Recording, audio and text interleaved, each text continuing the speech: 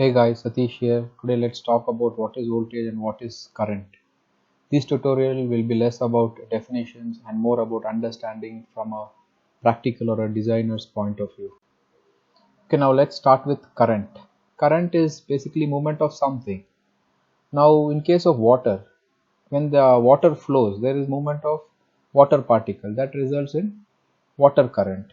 So water will always flow from a higher altitude to lower altitude.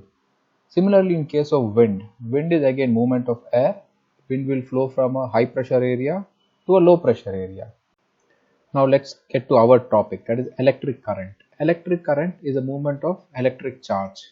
So this is a representation of a battery. So this is positive and this is negative. Basically what it means is the positive is at a higher potential than the negative. Positive charge moves from a higher potential, it is a positive, to negative.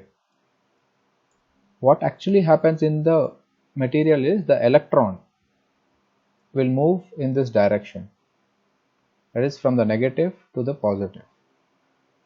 By definition, the direction of current is the direction in which the positive charge moves.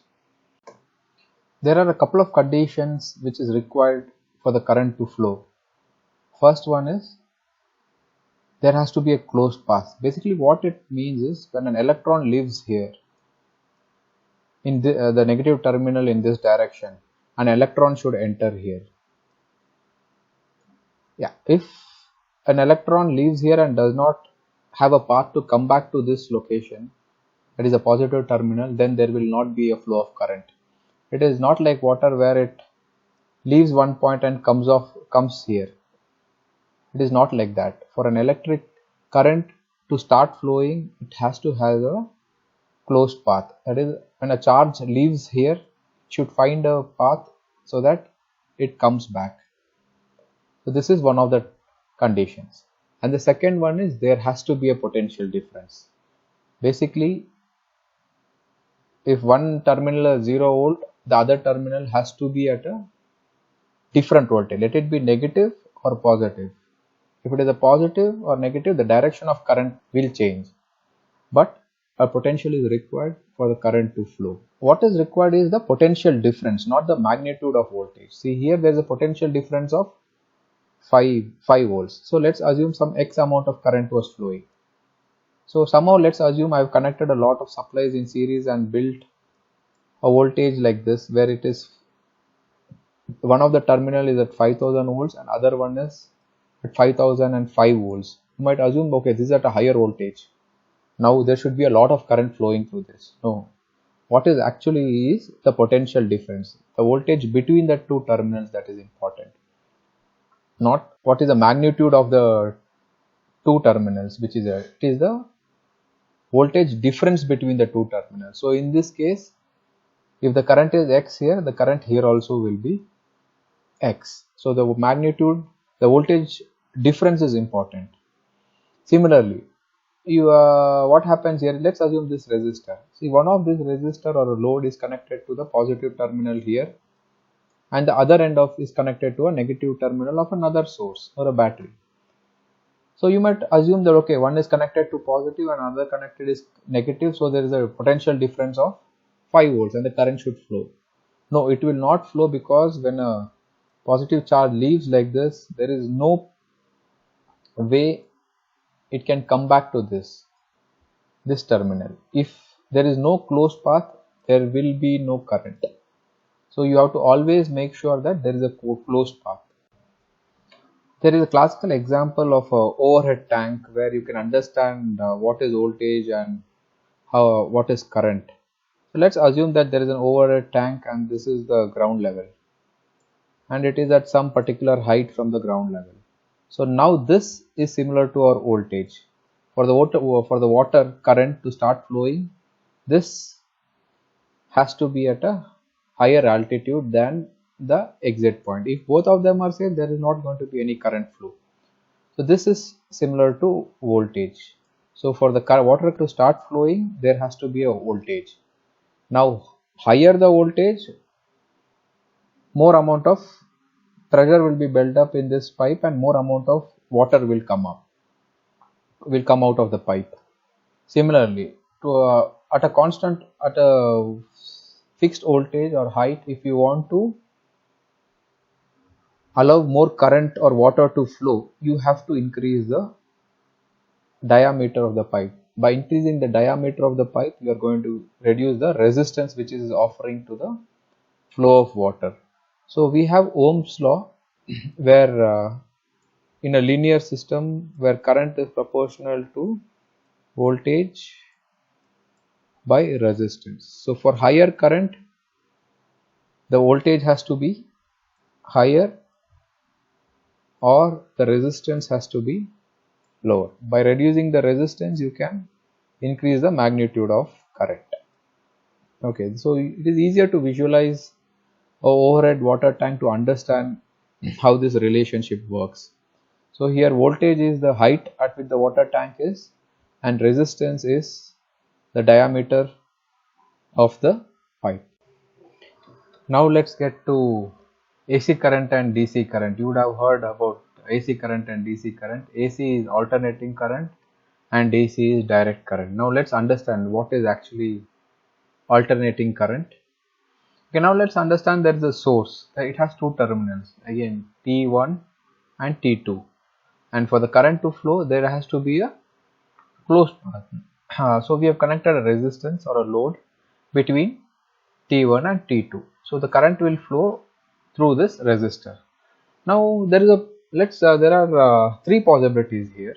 So first one is when T1 and T2 are the same potential, or the voltage difference between them is 0 volts. So at that point there won't be any current flow.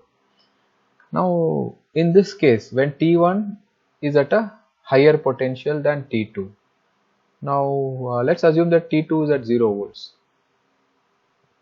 Okay, T1 is at 5 volts. So now the current will flow in the downward direction, that is from a higher voltage to a lower voltage.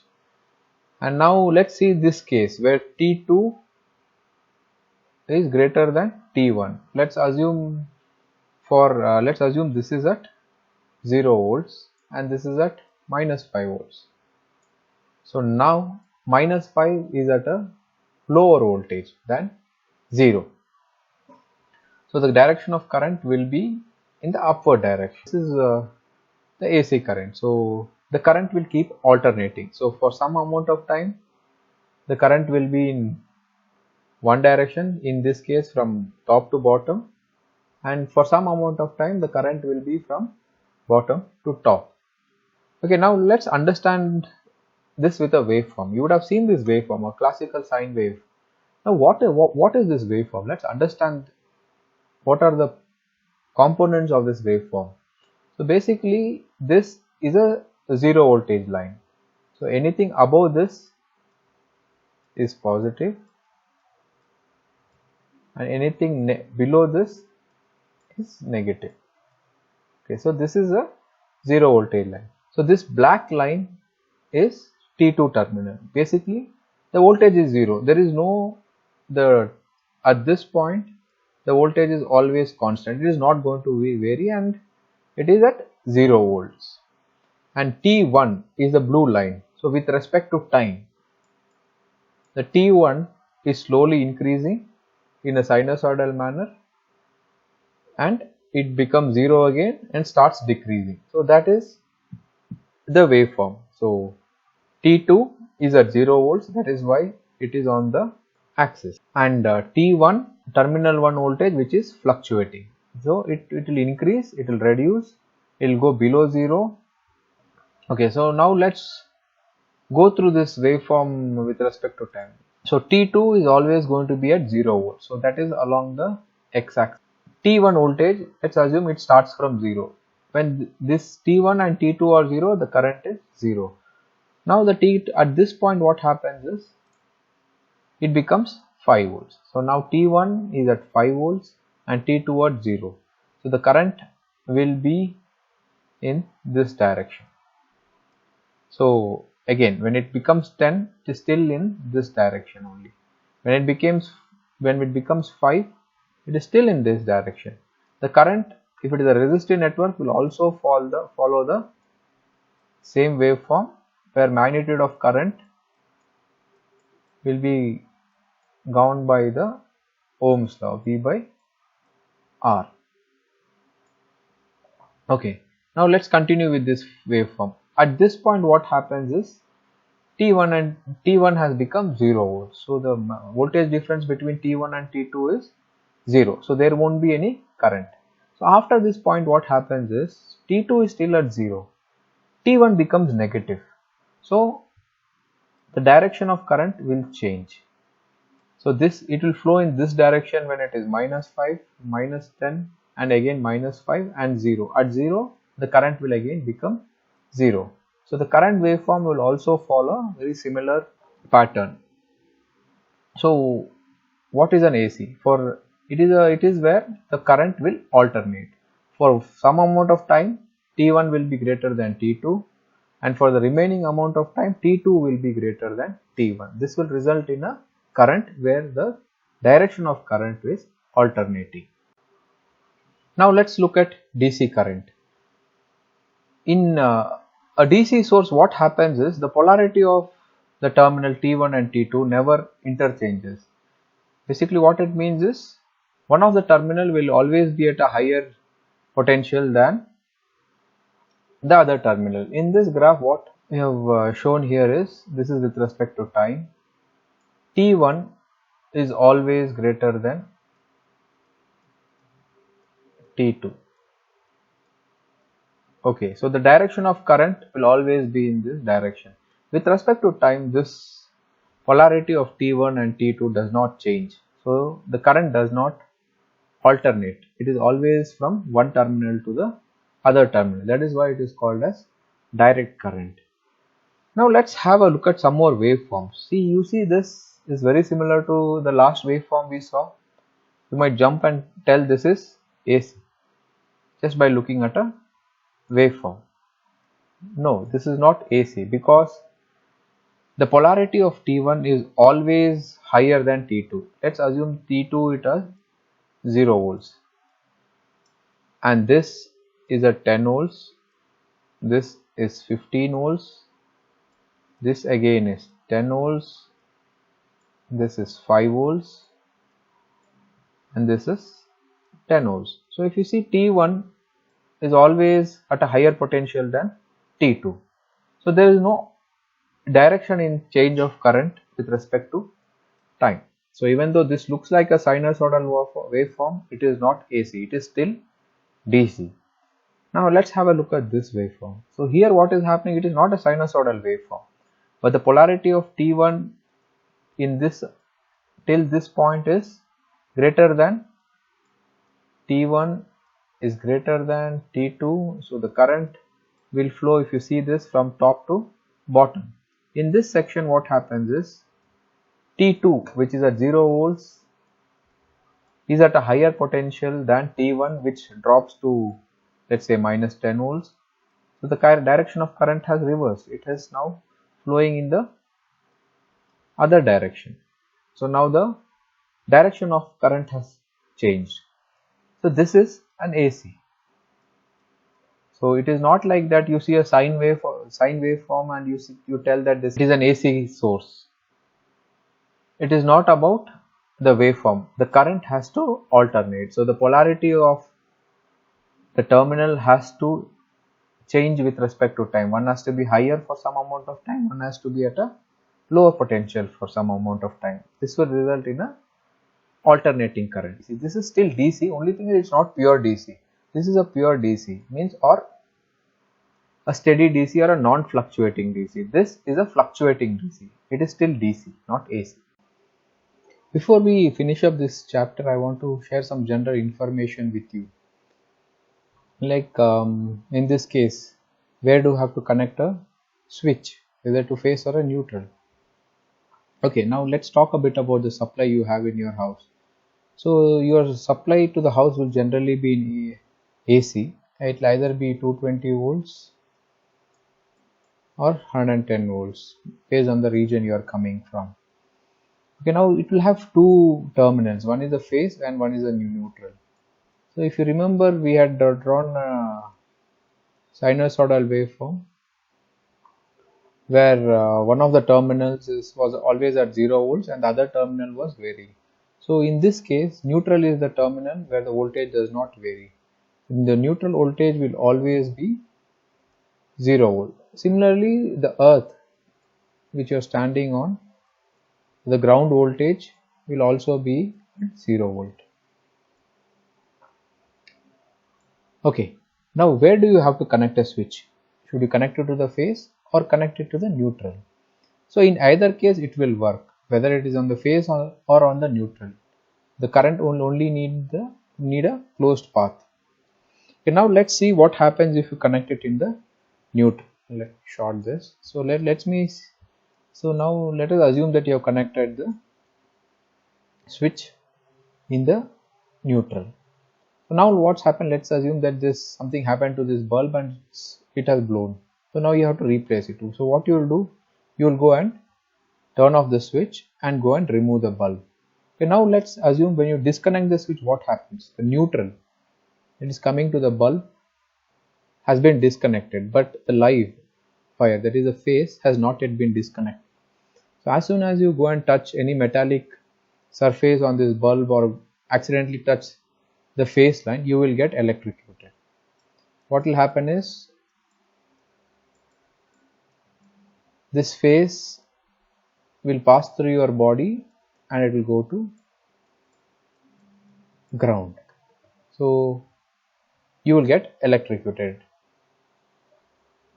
So if you connect it to the phase, what happens is when you turn off the supply or when you turn off the switch, there is no live wire coming to the bulb, so you can safely remove it.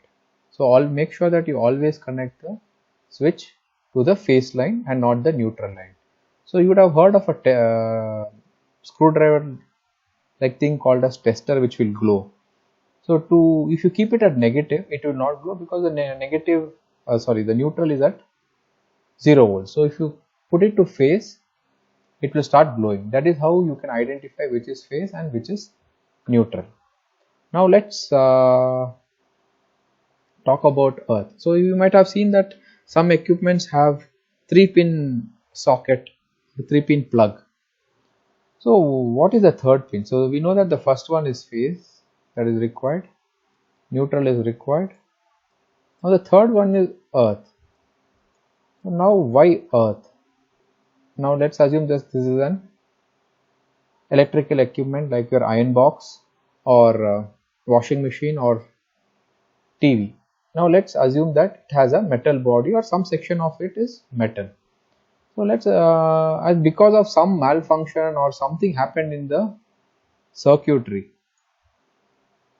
that it has one of the phase wires has come in touch with the metal body. So now what happens? The whole of the metal body is live. The phase is coming to the metal, and assuming that the earth is not given, if you go and touch this, you will get electrocuted. If earth is there, what will happen is the phase current will directly flow into the earth because that will be the least resistance path when compared to your body and then to ground. So if they have used a fuse or something like that in a phase or neutral line, it will blow. So the earth terminal given to the equipment will protect you from getting an electric shock. So it is only applicable in metal body equipments. If it is a plastic body, earth will not help. Now let's have a look at what is the use of a fuse. You might have seen in some electrical equipment there they have given fuse. Even your house switchboard will also have a fuse. So what is the use of a fuse? So will it help us in not getting electrocuted? No.